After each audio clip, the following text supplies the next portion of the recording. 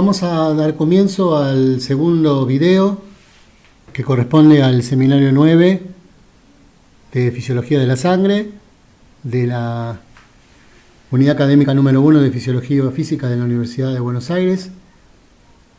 Yo soy el doctor Daniel Fassi, como ya me conocen del primer video, y vamos a continuar con la siguiente parte. Bueno, los objetivos para esta segunda parte o este segundo video es conocer los progenitores hematopoyéticos y sus principales características y funciones, y la importancia que estos progenitores tienen en la hematopoiesis. Veremos también los precursores hematopoyéticos morfológicamente reconocibles, que se ven en una determinación que se denomina medulograma. Hablaremos algo sobre las variaciones circadianas de la hematopoiesis, fenómeno entonces que también es regulado por las variaciones día-noche o luz-oscuridad.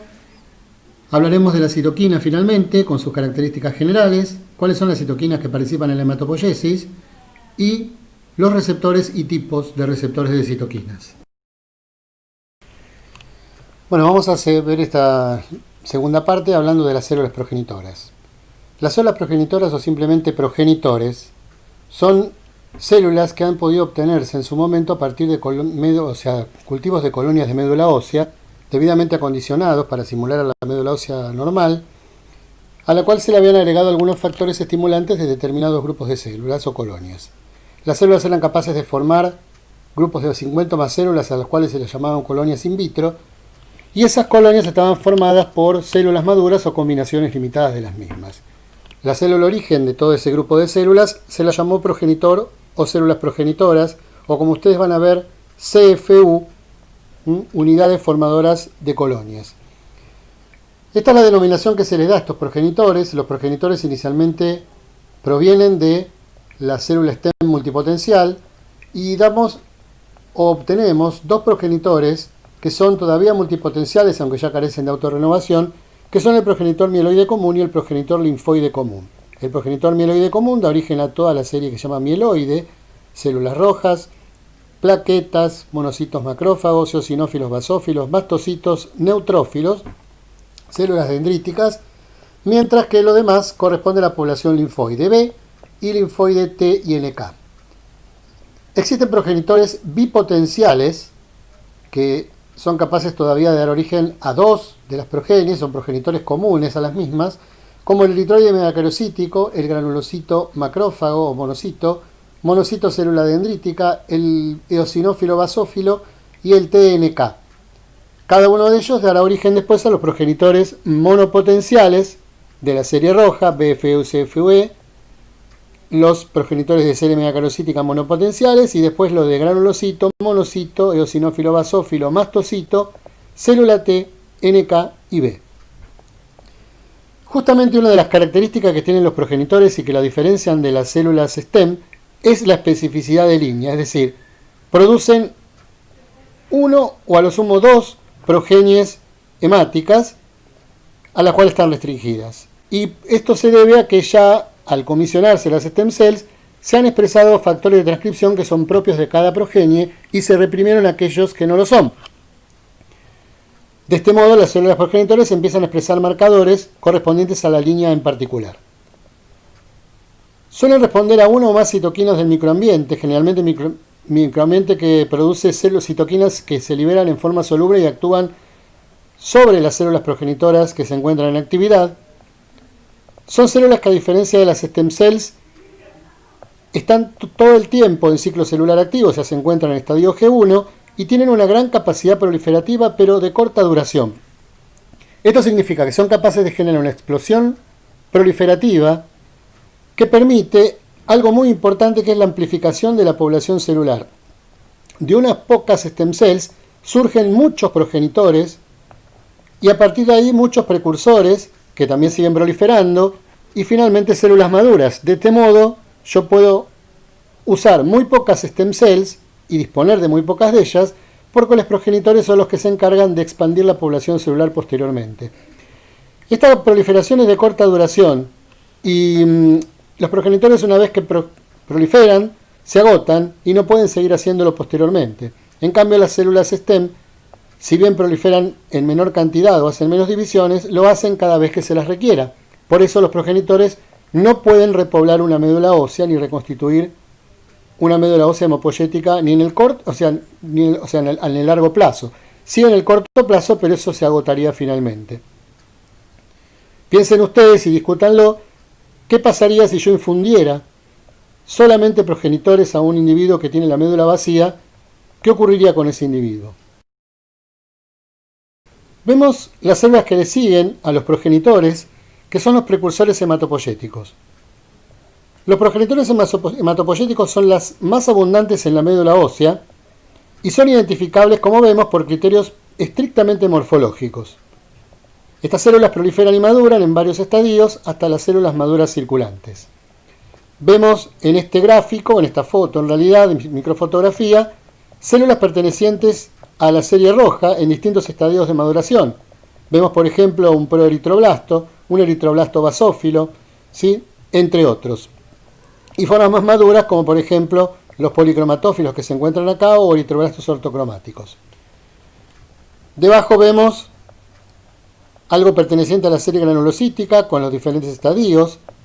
Tenemos el mieloblasto, esto es un mielocito, y así podemos ver diferentes células en diferentes estadios de maduración. Acá vemos los megacariocitos, ya hechos con otra tinción, en donde observamos algunos megacariocitos más inmaduros, como estos megacarioblastos, o algunos más maduros, como estos que ven acá, multilobulados y de otra coloración más acidófila. Estos precursores son simplemente precursores que van a dar origen a las células circulantes. Los precursores pueden proliferar y madurar. No todos los precursores proliferan. Algunos proliferan y maduran a la vez, otros solo maduran. Y eso es algo que va a verse en cada una de las poiesis. Nos vamos a referir ahora a las variaciones circadianas que sufre la hematopoiesis, como cualquier otro sistema que es regulado. Básicamente lo que muestra la figura es qué ocurre con la hematopoiesis cuando hay luz solar o cuando hay luz. En este caso se puso una hora que fue a las 11 de la mañana. ¿Y qué ocurre durante la noche a las 11 de la noche? Lo que vemos del lado de la luz es que existe una gran cantidad de células stem hematopoyéticas que se diferencian y se comisionan hacia los progenitores mieloides y linfoides comunes y hacia las células sanguíneas circulantes, sobre todo leucocitos, que son los que más sufren este ritmo circadiano. Con lo cual hay un gran egreso desde los sinusoides medulares hacia la sangre y una mayor cantidad de células durante el día. Y eso es debido a esta mayor actividad de estos progenitores, estas stem cells, durante esa etapa del día, que sería en este caso cuando hay luz solar. De alguna forma eso permite la represión de células de la sangre. En cambio, durante la noche aparece sustancias como la melatonina producida por la glándula pineal y además aparecen algunos macrófagos que son capaces de frenar la hematopoiesis, reducir de alguna manera la diferenciación hacia progenitores y producción de células durante la noche y de esa forma disminuir el egreso de células durante ese periodo. Se estimula la autorrenovación durante la noche. Es como si el sistema hematopoyético trabajara durante el día y descansara durante la noche, y durante la noche repone fuerzas. Al reponer fuerzas significa vuelve a repoblar, y al repoblar permite la producción que ocurre durante el día. También el sistema nervioso simpático, a través de la inervación de los pericitos, suele modificar o suele tener alguna relación con estas variaciones en el ritmo circadiano, y probablemente lo realicen a través de receptores beta-adrenérgicos especiales que se llaman receptores beta 3. Esta diapositiva la vimos en el video anterior, y acá estamos viendo el pasaje desde un estado de quiescencia de una célula durmiente, entre comillas, a una célula activa al cambiar de nicho. Básicamente, durante la noche predomina este nicho, ¿sí?, donde todos los estímulos conducen a que la célula se mantenga repoblando y en estado quiescente, mientras que durante el día gran parte o una parte importante de las stem cells va a formar parte del lecho vascular y tornarse activa para producir activamente células durante el día. Esto durante la noche. Ven acá la fibra simpática que induce algunas modificaciones, y acá vemos tiene que ver con el ritmo circadiano, y la fibra simpática también puede modificar durante el día ese ritmo circadiano. Citoquinas. Como su nombre lo indica, las citoquinas son sustancias químicas producidas por células que pueden ser expresadas en la membrana o liberadas al medio. Las citoquinas tienen una serie de propiedades comunes que son las siguientes. Son glucoproteínas de bajo peso molecular que son liberadas al medio o expresadas en la membrana, generalmente en bajas concentraciones. Actúan por la unión con receptores de membrana que les son específicos para cada una de ellas, induciendo señales de transducción, y van a lograr una respuesta sobre la célula blanco. Respuesta que va a estar determinada por el estadio de diferenciación de la célula. No es lo mismo el efecto sobre una célula más inmadura que una célula más madura, por ejemplo en el caso de la serie blanca o serie eritroide. Son capaces de actuar sobre una o varias líneas celulares, y cuando actúan en conjunto pueden actuar de manera sinérgica o antagónica, o lo mismo inhibitoria. La sinergia estimulante implica que la sumatoria de los efectos individuales de cada una de las citoquinas es mayor a 2, es 3 o 4. Esto significa que las señales de transducción no interfieren entre ellas dentro de la célula y potencian el efecto de cada una. En cambio, cuando las señales de transducción se interfieren entre sí, probablemente el efecto logrado por esas dos citoquinas sea menor al individual de cada una de ellas, es decir, sea 1 o 0. 1 más 1 igual 1 o 0. Son capaces también de inducir la producción de otras citoquinas por las células. Cuando consideramos la forma de acción, tenemos estas 4 formas. La forma de acción parácrina y autócrina son más propias del microambiente medular. ¿A qué nos referimos con parácrina? La citoquina se produce, se libera al medio, actúa sobre las células contiguas o más cercanas y finalmente es degradada. Cuando hablamos de autócrina, la célula productora de la citoquina tiene el receptor para esa citoquina que produce y por ende puede autoestimularse. Cuando hablamos de endocrina y yuxtacrina nos referimos a lo siguiente. Endocrina significa que la citoquina producida tiene la complejidad y la estabilidad estructural suficiente como para poder pasar al torrente sanguíneo y llegar a sitios lejanos donde va a actuar. Un ejemplo de esto es la eritropoyetina, que es producida por los riñones y que tiene su sitio de acción en la médula ósea predominantemente, pero también en otros sitios, como verán en el otro seminario. La trombopoyetina producida por el hígado también actúa en la médula ósea para la producción de plaquetas. Un párrafo aparte merece la yuxtacrina, en donde implica que hay una concentración sobre una determinada zona del microambiente, sobre una célula, de muchas moléculas de una misma citoquina, generan una alta densidad de expresión en membrana. Eso de alguna manera hace que células cercanas puedan tomar contacto con esa mayor densidad y estimularse o inhibirse dependiendo de la acción que la citoquina tenga. Vamos a ver cuáles son las citoquinas que participan en la hematopoiesis. Es una lista muy larga, pero vamos a ver algunas de ellas en particular. Algunas son citoquinas multilínea, inespecíficas, otras son específicas de algún linaje en particular. Y vamos a ver que, por ejemplo, están las interleuquinas. Las interleuquinas 1 y 6 son citoquinas que pueden actuar sobre distintos linajes celulares. La interleuquina 6 es particularmente importante en la megacariocytopoiesis, al igual que la interleuquina 11.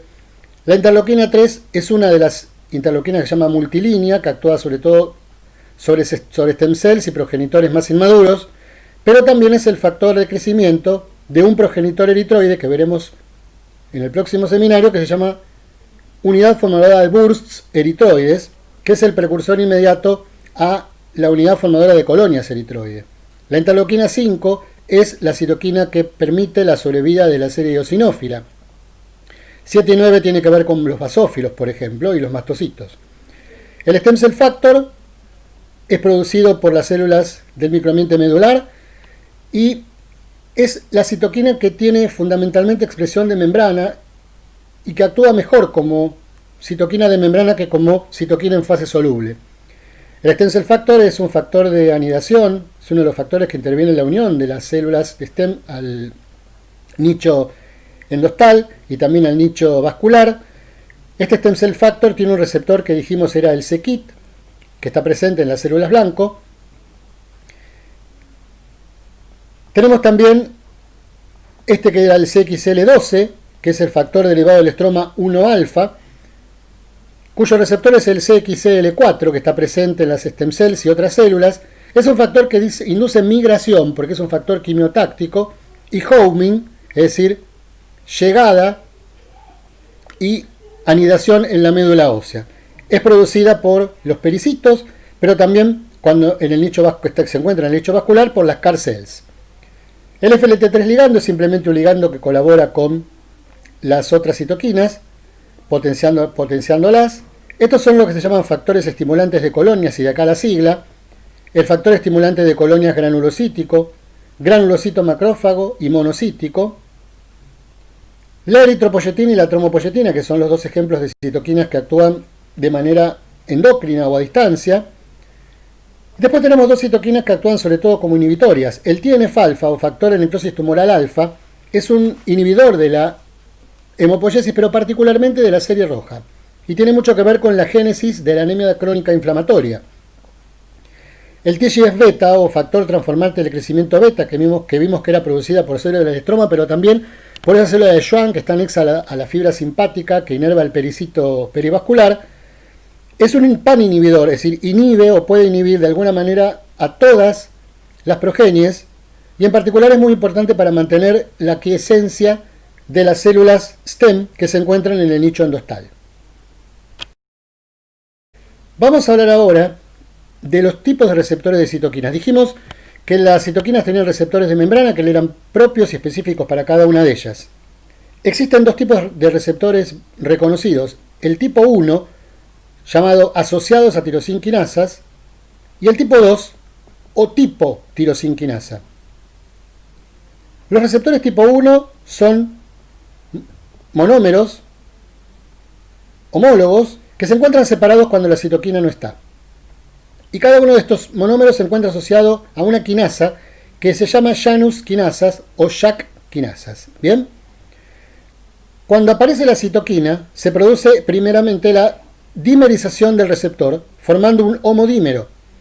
Este homodímero, con sus Janus quinasas respectivas, es fosforilado por acción de estas quinasas. A su vez, las quinasas sufren autofosforilación, y después la fosforilación se traslada a otra serie de moléculas de transducción, cuyo estadio final es de los más importantes, estos que se llaman STAT, que son los que van a llevar la señal al núcleo para inducir la respuesta celular. Un ejemplo de este tipo de receptores es el de la eritropoyetina y el de la trombopoyetina. Por el contrario, los receptores tipo 2 o tipo tirosinquinasa comparten una propiedad que tienen los anteriores, y es el hecho de que son homodímeros, pero que no tienen una tirosinquinasa asociada, sino que la tirosinquinasa forma parte de la estructura del receptor con un dominio intracelular. Cuando se produce la llegada de las citoquinas, se produce, como los tipo 1, la dimerización del receptor, y comienza un fenómeno de autofosforilación del receptor a través de este dominio tirosinquinasa. Finalmente sigue la cadena de fosforilaciones de todas las moléculas que intervienen en la transducción de la señal, hasta que finalmente llegamos al núcleo para la respuesta celular. Ejemplos de este tipo de receptores son el CFMS, que es el receptor para el factor estimulante de colonias monocito, o sea, el MCSF, el c-KIT, que es el receptor del stem cell factor, y el FLT3, que es el receptor del ligando de FLT3, que no tiene nombre. Bueno, con esto terminamos el segundo video. Espero que se haya podido comprender. Vamos a dejar acá y bueno, nos vemos en el próximo. Chao.